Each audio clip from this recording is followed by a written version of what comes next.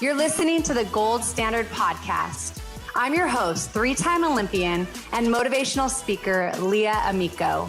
On this show, we're going to dig deep to unlock what it actually takes to build a foundation for greatness. If you're an ambitious person with big vision, but you feel like fear is holding you back, get ready for some major breakthroughs. Let's dive in.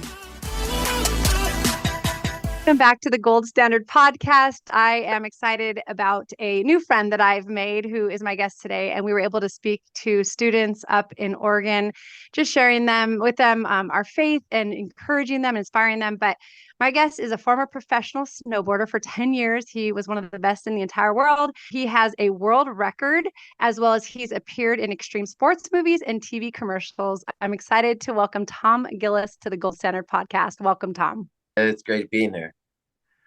All right, let's talk a little bit about your story. Tell me, did you grow up snowboarding? How did you become a professional snowboarder? Yeah, so I grew up skateboarding, and it was like one of the things I was good at. I always tell people, if there was a subject in school that I really excelled, it was recess. I was the first in and I was the last out, right? I loved playing, and school was hard for me. Super dyslexic, super ADD, all over the place, wasn't a good learner. Struggled mightily in school, but skateboarding, like, I was good at. And so that was one of the things, like, all I wanted to do is, because I think everyone wants to be good at something. And when life is just smacking you down, you try to escape. And that's what I did with skateboarding. And then ultimately I grew up in Milwaukee, Wisconsin, super cold in the winter, icy cold, can't skateboard.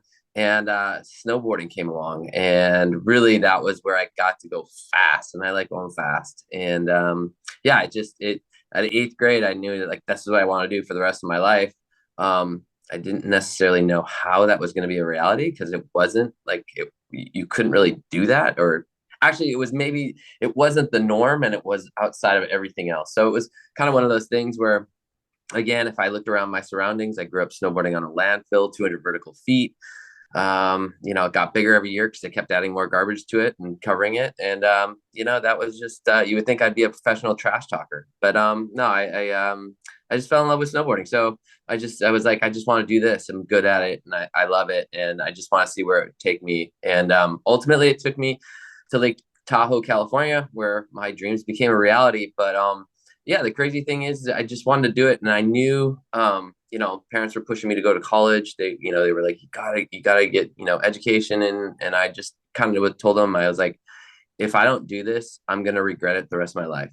I might make it in business, I might make it in the world, but I will regret not taking the opportunity. And I think that's ultimately where most people find themselves, is in a regret cycle, because they didn't try. And you'll always regret not giving it your best. And I think that's what athletes understand, because we're like, training sucks and disappointment sucks, but you're like, yeah, but I have this opportunity, and if I don't take full advantage of it, I'm going to regret it. And so that's kind of where I ended up, and it took me all over the world for 10 years. So it was quite the ride.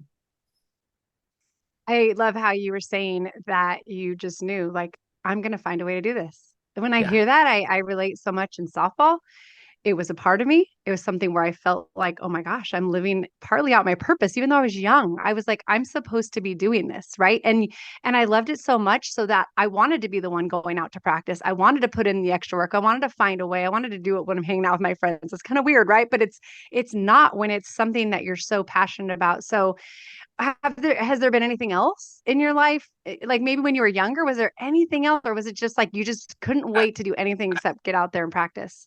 Yeah, I mean, I like I said, I love sports, right? Like, so I remember being 12 years old, trying out for Team USA for soccer, and being one of the, 12 or 15 kids that made the team out of 2000. And so I was very athletic. I had air awareness. I knew where like how to place my body in certain positions. And I wasn't the tallest, but I think I had more will than anyone else. Like, if I always say I would rather have will than skill. And I wasn't maybe the best, but I was not going to take no. Like, and I was just tenacious. So it was one of those things. I definitely love sports. But there was something about snowboarding and skateboarding that was just, everything disappeared. Like, there was nothing else I wanted to do. You know what I mean? Like, soccer was fun. Other sports were fun, but like, snowboarding, it was just like the world melted, and it was just me, and that was it. And so I just knew that, like, there's a, I think there's a difference between a career and a calling. And like a career, you just kind of do to make things work, but a calling, it just, you can't stop. You just know that there's something there, and if you don't answer the call, it just keeps ringing, and it's that ringing in your life that just keeps you coming back to that passion. So that's kind of, snowboarding has always been there for me like that. And I think that's an important message. You said that you were able to voice to your parents, you know what, I have to do this. Like Yeah. the other stuff, again, I can always go back to college and I can, and a lot of people don't. And some people, think you have to go that route, but that's always going to be there. But you're not going to be this young. You're not going to be necessarily this Yeah. athletic. You're not going to have the opportunity to be that professional snowboarder when you are older, and you always at any age can go back to that. So I think that's an important message. What would you say to people who maybe have put off their passion and pursued the different path, but they still feel that passion inside? Would you encourage Mm. them to maybe like take some steps towards it? I would, there's, like, people see some of the things I did. I think I've shown you some videos, and like, oh, you're crazy, you're crazy, you're like, you must not have any fear. And I think we all have fear. It's just, where do you place it? Because a lot of people, they fear failure. That's just part of the game. Like, if you're not failing, you're not trying. Like, get over it. But like, my fear lies on the fact that, what if I miss out on an opportunity? And for those people that have placed that opportunity on hold to maybe get their ducks in a row. First of all, ducks never get in a row. I've tried multiple times; they just don't line up. But like, you have to go check out what that passion is, because people are looking for people that are passionate. Because we're all energy, and energy, just, the vibe is needed. And so a lot of people take the safe route, but it's the route that leads really to death, because it's just like, it's not fulfilling, and you were designed to live a life of passion. And so, again, I would say, if that person has that passion, went the career route, I'm like, you'll never regret trying. You'll never regret giving it your all, sink or swim, whatever. You'll never regret that. What you will regret is not taking the opportunity to try. And that's it. Yeah, that's so, so good. I love it. And for me, I even think back when I wanted to be a mom, but I still wanted to play on the Olympic team. I still Yeah. had it in me. Like you said, there's this passion that you can't deny it.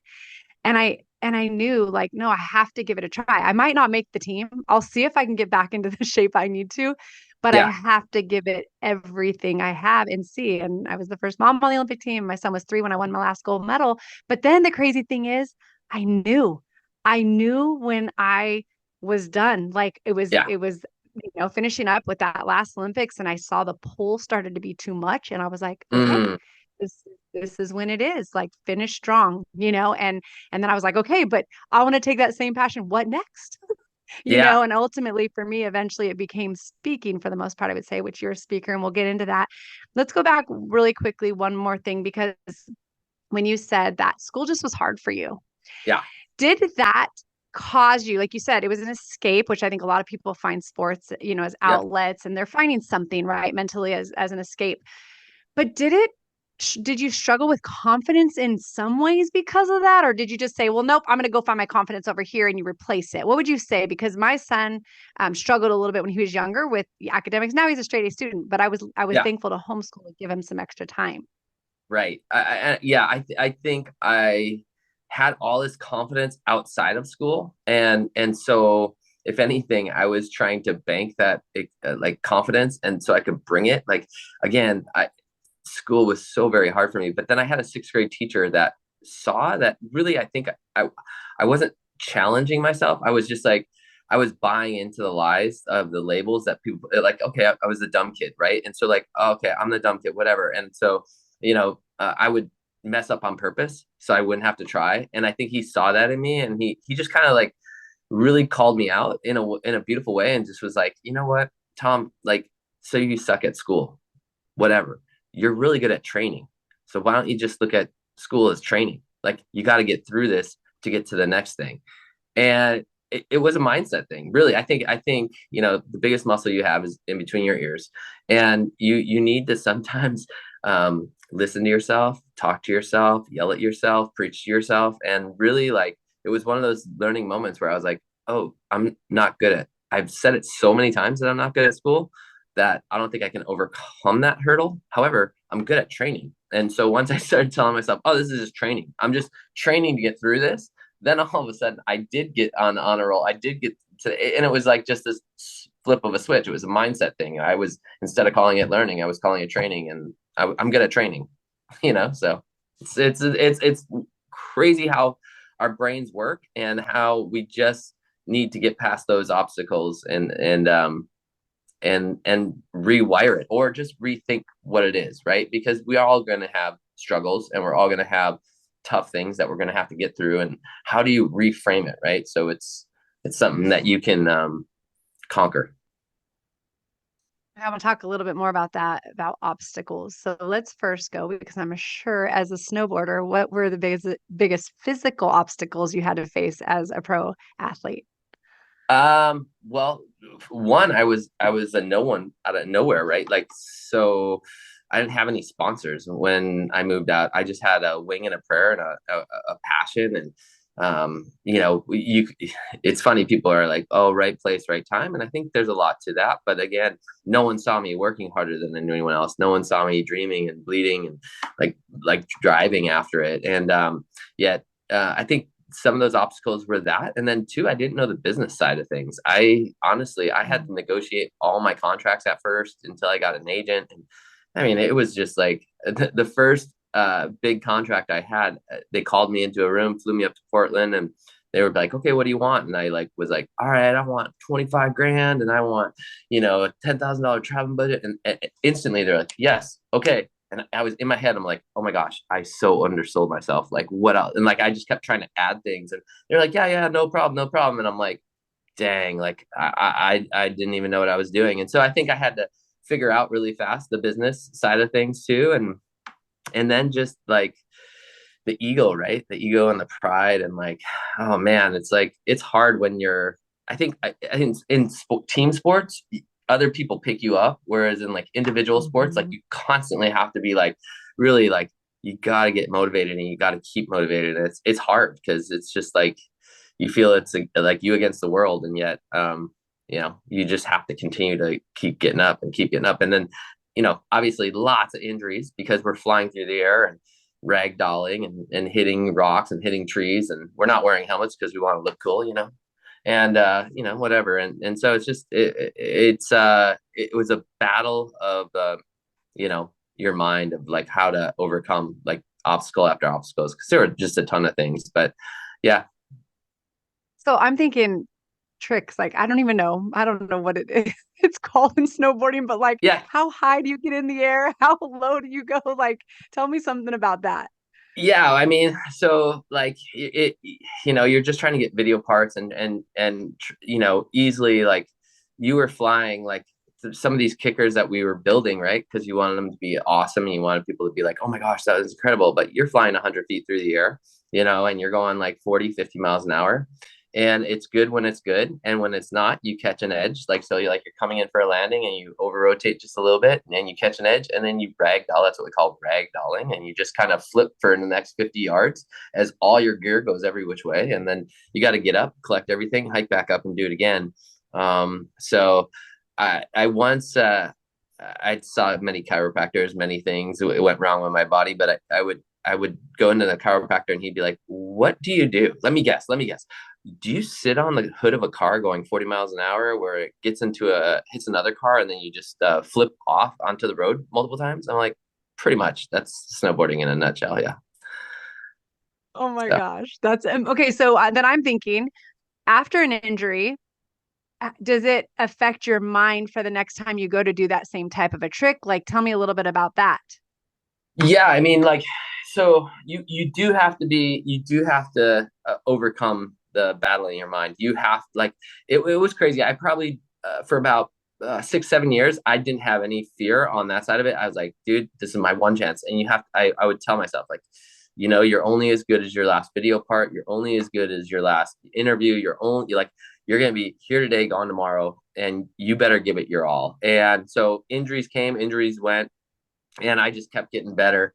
But then when I destroyed my knee. I mean, I had like 7% of my lateral meniscus removed, 6 stitches in my medial, a hamstring graft for an ACL, and I was out for 6 months. And that's when you realize that like what like how it is such a business, because like you're supposed to report when you're injured, and you report to your sponsors like, hey, and they're like, oh yeah, great, and then like the next day they fire you, and like you're like, so I shouldn't have told you. And so you gotta tell them exactly what you need them to know, not what you want or what's really going on. So like it's definitely a battle of the mind. And but after the knee injury, I remember, like you were saying, when you were playing softball and you kind of realized it was over. I never had fear on the side of this side of it. I'd say I had fear of missing out on opportunities up until then, but I remember sitting on top of a cliff after I got my knee all better and my brace on, and I remember just thinking like, man, I don't want to get hurt again. That sucked. Like rehab really, and I was 26 years old, and I remember fear creeping on that side. And then it was like, oh, I got to battle this thing or else it's going to take me out. So I was able to do a couple more years. I was able to break a world record and do some more crazy stunts after that. But mentally, it was that was where the battle lied in the head after those injuries. But early on, I think I was just like, no, I'm just going to come back more aggressive, and so yeah, I'm very thankful that I can walk. Let's just say that. Yeah, for sure. Did so you said you broke the record after your knee Yeah, injury? yes, 6 months after my knee surgery, I ended up doing the world record bomb drop, and yeah, it was just it was like I always tell kids nowadays, like you dream of doing something great.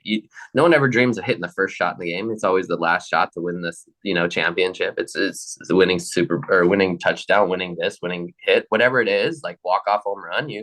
That's what you dream of. So I think we're created by greatness for greatness, and we always want to do great things. And it was one of those things where I just knew that the opportunity was right to, yeah, do it. And I wasn't worried about, honestly, I was like, you know what, this is my opportunity and I'm going to regret not going. And so just, yeah, put it in my head to just send it.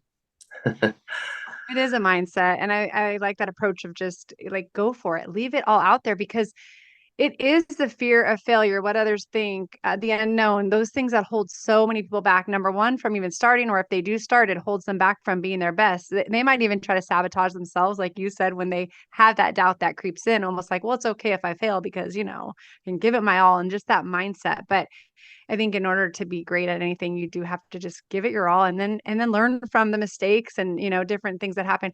So for you, did you have anybody that was your coach or were you self-taught? What does that look like for a pro Yeah. snowboarder? Yeah. We didn't really have coaches early on in the game. And then it was just, you kind of like huddled up with, like, it was basically very tribal. And so you kind of got into little tribes of like guys that would push you, or and it was funny enough, like I ended up riding with a bunch of skiers. It was weird. It was like they were trying to go so big, and I knew that's what I wanted to do, is just go as big as I can. And sometimes in the snowboard scene, it was definitely really clicky, and we didn't have coaches, so it was just who your tribe was and who you rode with that push you. And I found that skiers went really really fast, and I wanted to go really really fast, because really really fast means really really big, and that's kind of what I really like to do.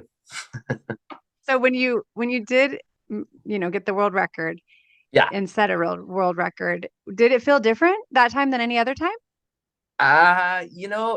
Crazy enough, it did and it didn't. Like it was a total like because I did a couple of stunts where like I was the first guy to do the loop. Like Tony Hawk was the first skateboarder to do the loop. I was the first snowboarder, and it felt surreal. But then you're just like, oh, what's next? Like you're always like pining for like the next. And I think it's hard to sink in. I bet you it's just like winning a gold medal. You're just like, I can't believe I did this. And then you're like looking at it and you're like, this is so crazy. Like this is mine. And like you have all those feelings, but you're like, now what? Like you want it kind of wears off pretty quickly, and you're like, okay, I want to do this again, or I want to, so yeah. That's great. Okay, so let's talk about life after snowboarding then. When you ended up deciding to move on from, Yeah. being that pro athlete, what did that look like? Was it a hard transition?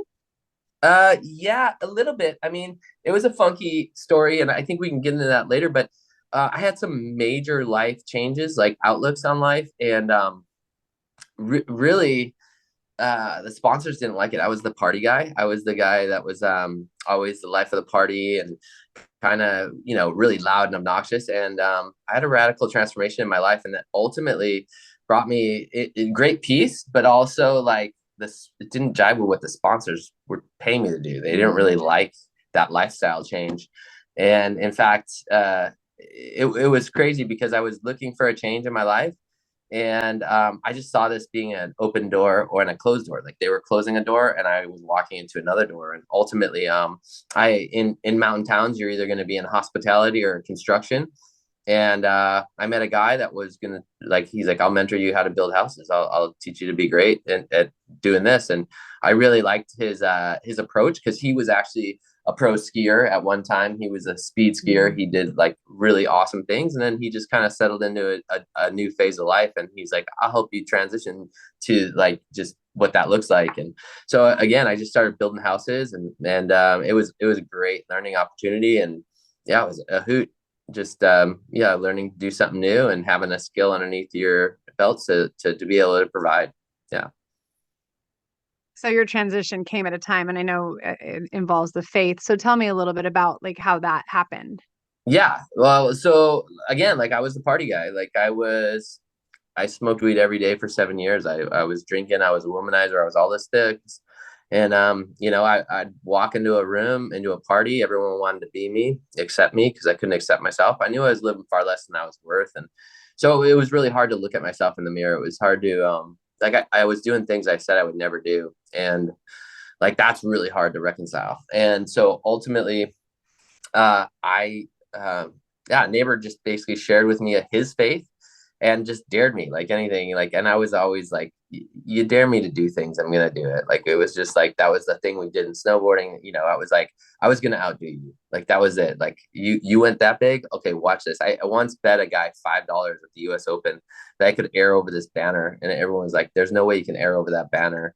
I crashed like 3 or 4 times, and then before I did it, I ended up spitting up blood, coughing up blood and all this stuff. But I ended up doing it because that was like challenge me, right? Like that's the challenge me. The guy, my teacher in elementary school, he challenged me. Like I'm a like challenge me, right? I need that challenge.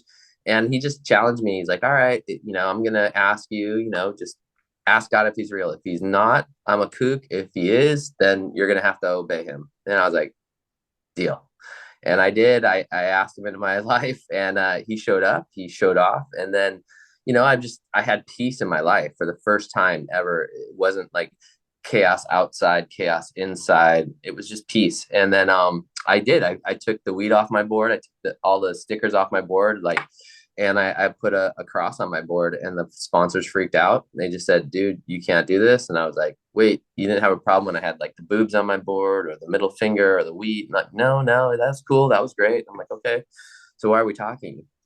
I'm like, well, you have to make a decision. You're either going to listen to us and take that cross off your board, or we're going to fire you. And my agent and my lawyer at the same time were like laughing. They're like, okay, we're going to sue you for millions of dollars. But I just knew that this was a door that needed to be closed. And so I walked away from like 6 figures just to experience that peace that I never experienced before. And again, it was one of those things where it was like such a beautiful thing. Like it was so necessary.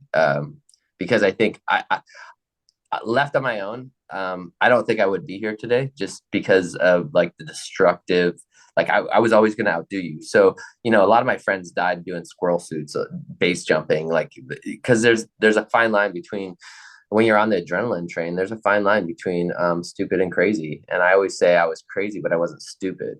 But Mm. the line is fine, and I could have jumped either way. So yeah. That's really powerful. I think a lot of people need to hear that. And I think it's a reminder that we can chase a lot of things that this world has to offer and just constantly be missing the piece that we're really searching for and just not Yeah. understand why. Right. And Well, I have you feel the ever same. have you ever done like puzzles? Like how frustrating it when you have the whole puzzle all done except that one piece, and that one piece is missing. And I feel like that's most people, like, their life is just, it looks great, like it's all there, and you're like, well, I don't need that piece to be complete, and you're like, yeah, you do. And it's that missing piece that you end up searching for. And uh, again, it's that peace that's beyond all understanding, that peace that you have, that he'll be with you. And honestly, it was like, I was a derelict. I'm still a derelict. I still, like, you love punk rock music. I still, worship Jesus, like, punk rock style. And again, that's, he made you, he created you to be gravitate towards certain things. So he wants to give you that last missing piece that just will fulfill you and make it all complete. So Yeah, this past weekend at church, actually, our pastor was reminding everybody that it's okay to worship differently. And he said, unity, which there should be unity if you love God, right? It is, he said, it doesn't mean uniformity. It's okay. It's yeah, okay to look different. We need to respect everybody and where we all come from. And we all bring something different to the table. And I think that's important. I think in anything we do, like, what are those common bonds? What can we find? And then, yeah, let's bring those differences, right? If as long as it's not harming others or whatever. But I do find that absolutely. interesting that you're saying about the sponsors and just everything that flies except your faith and you actually cleaning up your life. So, a good reminder that when you stand with God, sometimes it's not the popular thing, but it for you, and for me, it's the better thing. Let's talk a little bit about what you're doing now, because I know Yeah. you and I were speaking together, and I know you speak all over the country, all over the world. Tell me how you kind of got into speaking and what that looks like now. Yeah. So again, just for your viewers and listeners, like, you're going to hear a lot of God stories, because I don't know how else this actually makes any sense. So here I was, building houses. I started flipping houses. I was making such good money. Like, I mean, like, if you looked at it again, it's that one of those times in my life where I was like, everything's going well. I got a wife, I got kids, like, I'm crushing it. And yet there's that missing piece, yet again, of just like, my wife was like, man, like, something's got to change. Like, you're grumpy. And I remember her just saying something needs to change. And I was like, you're right. And so I called an accountability partner, a good friend, and I was like, hey, my wife's telling me this, and something needs to change. And he was like, well, let's pray that God would either change your occupation or your attitude. Like, and I'm like, I'm down. And so we kind of set off on this journey of, like, we're going to, for 40 days, we're going to kind of like pray and just like, Lord, change me. Like, something needs to change. And for my wife, for my life, for my kids, like, something needs to change. And I have everything, like, things are good, but they're not great, and I want to be a better dad. I want to be a better husband. I want to live life abundantly. And I wasn't experiencing that at the time. Yeah, so we prayed for 40 days, circled it in the calendar, like, and on day 40, already, like, throughout the 40 days, things were happening that were just like mind blowing. And yet on day 40, the vice president of K-Love Radio called me out of the blue. And I was actually up in the mountains riding powder. It was a beautiful powder day. I answered my phone. My wife's like, what are you doing answering your phone? I'm like, I don't know. It's, and it was the vice president of K-Love Radio. He called me and goes, hey, I heard you got a crazy story. Would you ever think about doing school assemblies? And I was like, I guess. I mean, it's crazy. Like, how'd you get my phone number? Like, I was super, like, I thought my friends were pranking me almost, like, like, that's kind of friends I have. And so I just was like, yeah, give me your phone number, and let's meet up on Tuesday, and I'll come to the office and we can talk more. And um, ended up getting off the phone, look at my wife, and I was, dude, that was like the vice president of K-Love Radio, and they want me to do school assemblies. What do you think? And she looked at me like, you're crazy. And I'm like, what? She's like, well, for 40 days, you've been telling me God's going to change your attitude or your occupation. And then this is day 40, and a dude called you to do school assemblies. And I'm like, well, what do you think? And she's like, you're clueless, aren't you? She's like, of course you have to do this. I'm like, okay, so that's how I kind of got into school assemblies. And then, yeah, it's been, I guess, about 7, 8 years now of doing school assemblies. And, I met with them. They threw me in front of 1,000 kids just right away. They're like, you're either going to sink or you're going to swim. And we're going to find out real fast after today if you got what it takes. And I remember speaking really fast. I remember being super nervous. I remember wanting to throw up, but I also remembered like how awesome it was. And at the end, I was done. I finished really quick. That was the only thing they could, say like, oh, well, that we can work on. But you had them, like they were totally engaged, and so we think, we'd like to pay you to talk to kids. So that was, yeah, it was just how that happened. That is awesome. I laugh because my first time speaking at this particular time, I was just out of college and it was at a coach's convention, and my college coach and knew as an Olympian, he's like, hey, I'm going to have you come and share some of your stories about your position. And I think I had an hour, and I seriously think I was done in like 25 minutes Yeah, because I said it, yeah, like you said, I said it so fast. yeah. And oh my gosh, I walked off like I am never speaking again. Right. So it's funny to think back to those first days. I kind of feel like you have to have that first time so that you can just, figure out what it's even about. And then the second time, okay, what difference can you make? And same thing for me. It's kind of been not even looking back ever since then, and doing it for over 20 years now. Um, so this is called the Gold Standard podcast. And the idea is that really just being able to be your best. And I listen to you, and I know so much of it is tied to mindset, where so many times in the world we look around and we think it's all skill, it's all, Yeah, somebody's height and strength and looks and, and how smart they are, what college they went to. But it's not always that. And I relate so much to you because I feel like it was more will than skill for me as well to become an Olympian. And yeah, I feel like that also helped me to stay there because of the will over the skill. I think if it was just skill, let's say I did have the ability, but to keep going, the passion, the desire. So for you, like, what would you say the gold standard like would mean to you, and what that looks like with all that you've done? You've traveled the world, you've been the best at your sport, you've just kind of gone into these different business areas, and you've met a lot of people. For you, what would you say to other people, like, here's how you can live out the gold standard in your life?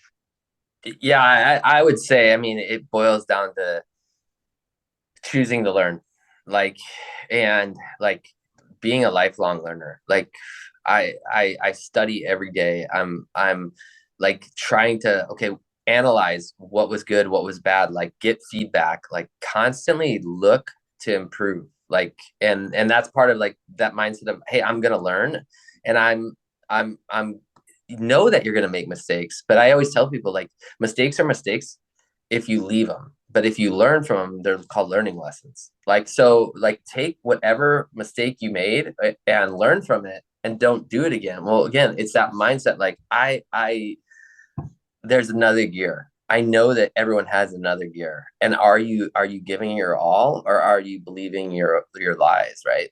Like, oh, this hurts, or this is. And so if you're gonna really push it, you're gonna have to observe, and you're gonna have to learn, and you're gonna have to like really fall down and get back up, right? So it's just this whole idea of like, I'm gonna learn today. I'm choosing to learn. Like, I'm gonna learn. To what am I gonna learn? I don't know, but I'm gonna learn. Like, every day I gotta learn something new. Because I think it's funny, but when you get arrogant, it takes away the innocence, and then it ultimately leads to destruction. And really, what I mean by that is, like, those people that know it all, they don't they don't actually observe what's happening in the real, because they know everything. And when you know everything, life gets boring. And it really leads you to a place where you're just like arrogant and then prideful, and then no one wants to be around someone that knows it all. But someone that likes to learn, or likes to like share experiences with people, like, they're the funnest people to be around. They're going to teach you things, you're going to learn, and you just want to be around them.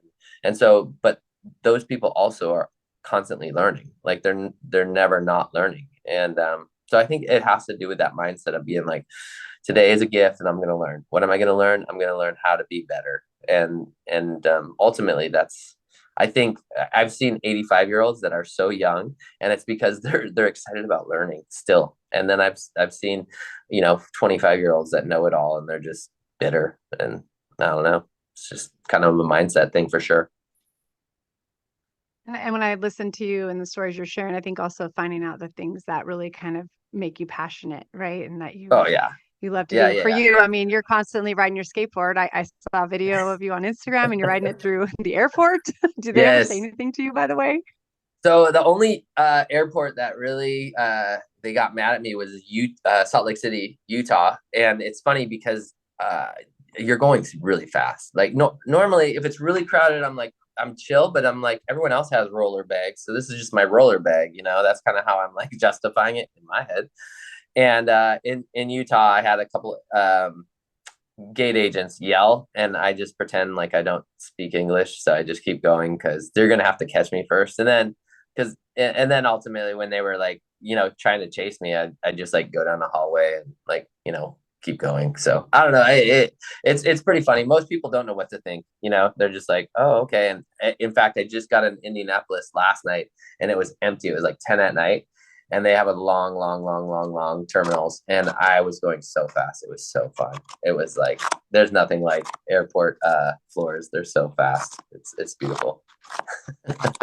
So how can people find you? Because I know I saw that on your Instagram story, I think. So what is your tag, or how do you find you on Yeah. there? It's just my name. It's Tom.Gilles. And I'm horrible at Instagram. I think it's funny, and I just try to like have fun with it. And it's a way for the kids connect to me. I wouldn't have it if it wasn't for school assemblies, probably just because I don't know. Life is too valuable to stop living it. And so I'm a recovering addict. I always tell people I'm a recovering mealaholic, and I'm trying to kill this ego constantly. So the last thing I need is an ego pump. So I think social media can be very destructive, also very good, but not for me. So yeah. I think that's a great point to make, especially with today and our society and how much it is. And I think even the youth, of how it can make people just go up or down and lose confidence if they don't have certain likes, or, so and so didn't like it. And like you said, it can be very harmful to people's mentality as well. So thank you so much again for coming on and sharing. I have to say, like, I know for me, some of the moments where I just sit in awe of God and all his creation have been, not only sunsets at the water, but standing. I don't do a lot. I do a little bit of skiing because I'm just, I started way too late in my life Yeah. doing it. And I was like, all I heard is that the first day you snowboard, you're on the ground the entire time. I don't feel like doing that. Yeah. So, No, and um, probably because you were playing softball, you couldn't, like because you were so mm. committed to that aspect. I mean, you didn't want to get hurt. So I get it. Yeah, and it was an honor serving with you up in Oregon. We both were able to share together. I think we're going to be going back to the Corvallis area in the Yes. spring at some point. But thank you again. I appreciate it so much. And to everyone listening, I hope you enjoyed everything Tom shared, and just a reminder of how to just really take charge and don't miss an opportunity. Don't let the fear of failure hold you back. Instead, think of failing to have another opportunity that you have right before you Yes. now. Follow those passions and don't give up, and keep learning. Don't ever stop learning. There's always more to learn, because life is out there for you to go and take advantage of it. And for those of you who feel like you're missing something, I think his story is very, very powerful. I know God just absolutely impacted and changed my life forever in college. And for Tom, it was a little bit later, but pretty powerful and radical, the transformation that happened, and now has set him on an entire different path. So thank you, everyone, for listening to the Gold Standard podcast, and we'll see you here next time. Thanks again for joining us for this episode of the Gold Standard Podcast. If you enjoyed what you heard, please share it with a friend. You can post on social media and tag @Leah20USA or use #Gold Standard Podcast. Make sure you also subscribe so you get notified each week as a new episode releases. You can subscribe, rate, and review on Apple Podcasts or wherever you listen. We appreciate your reviews as they help encourage others to listen in. Until next time, live out the gold standard and keep turning your goals into reality.